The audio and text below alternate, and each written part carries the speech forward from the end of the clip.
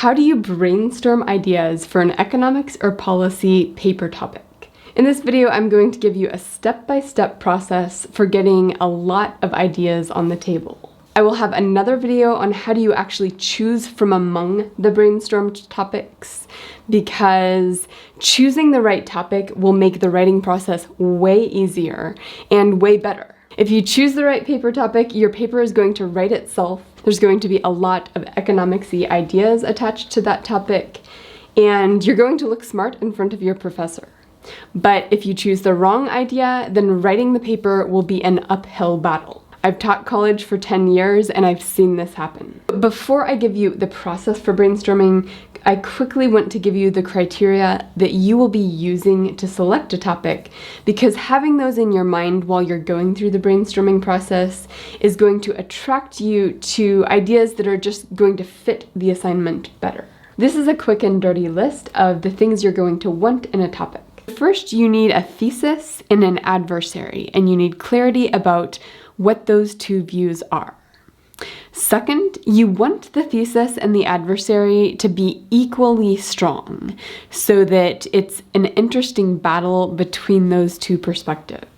Third, you want to emphasize positive more so than normative thinking, meaning you want the disagreement between the two perspectives to be about the empirical evidence of what works rather than about different values for the two people who are arguing against one another.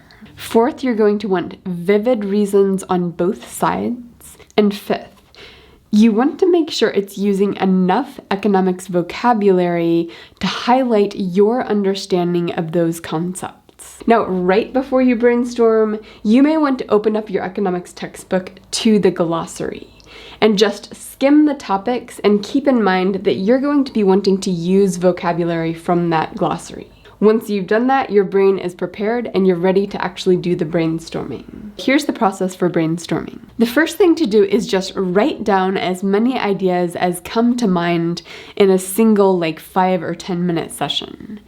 And I will say that the first 5 topics that come to mind are very likely not going to be great topics. But it's important that you write them down, because if you don't, those topics are going to be constantly nagging at your head, trying to get you to pick them. And once you put them down on paper, you can kind of acknowledge that and move on to other topics rather than get hung up on 1 or 2 or 3 topics that maybe aren't going to lead to the best paper. All right, to continue your brainstorming process, I'm going to give you a few questions that should prompt more ideas. So pause the video and write down as many topics as come to mind when I ask these questions. What industries do you find most interesting? If you imagine 10 years into the future, what do you hope we have more of in society? What do you hope we have less of in society? What professions do you feel weird about? What professions are you worried might become obsolete? What problems do you worry about but not know how to solve? That's just a few questions to get your mind rolling, but we're not done brainstorming. The next thing I recommend doing is to research local and state policy issues. So there's things you can Google that will help you along with this. Google things like Idaho State Legislature issues. Google things like Springfield, Illinois City Council dilemma or City Council debates. Any kind of Google search that will bubble up local and state policy issues is likely to bring things to mind that you hadn't considered. The next step in the brainstorming process is also going to use Google, but it's going to focus a little bit more broadly. So here's some things I recommend that you Google. Regulation of blank is tricky. So that could be regulation of healthcare is tricky, regulation of video streaming is tricky, regulation of pet grooming is tricky. As a matter of fact, come up with different terms to fill in the blank for all of these. I have questions about the government's involvement in blank. Blank could use more government involvement. Policy proposals about blank. Policy dilemmas about blank. Reasons why blank policy might be ineffective.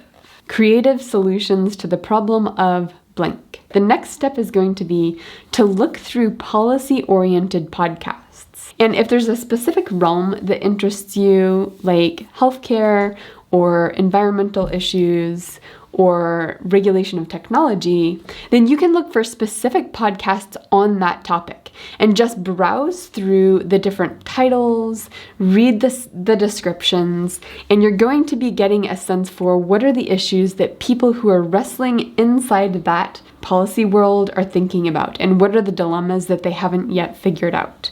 So I think podcasts and the prompts for podcasts are great sources for identifying policy dilemmas. Similarly, you can look up actual government agencies to look at what kinds of briefs have they put out, what kinds of questions are they wrestling with. Then you can actually look at journals, like academic journals that cover these topics. And finally, you can consult your friends. So the questions to ask your friends are not, what are you passionate about? That tends to lead to bad paper topics. Rather, ask them questions, what policy issues are you torn on? Or what article or podcast changed your view on a topic? Or what policy questions have you changed your views on? All of those are really good ways of coming up with topics that are going to have interesting things to say, interesting ideas to explore. And I probably should say something about why the first few that come to mind tend to be bad topics. This is because these topics tend to be the topics that everybody hears about in the news, that have been canvassed completely by the public, by every politician out there, and people already kind of know what the costs and benefits are. People are already kind of aware of the analysis. So it's going to be hard for you to come up with something new and original in that space. And even if you do come up with something new, chances are someone said it out there. So it doesn't feel great if you're writing a paper and you don't have anything original to say. These can also be bad topics because they tend to be topics you're very passionate about, in which case it's really hard to present the other side of the topic in a way that actually makes it seem like it's a fair, like it's a true battle between you and that other view. So those tend to be the kinds of topics that don't work well for papers. So that's how you get some ideas on the table that you could select from for an economics paper.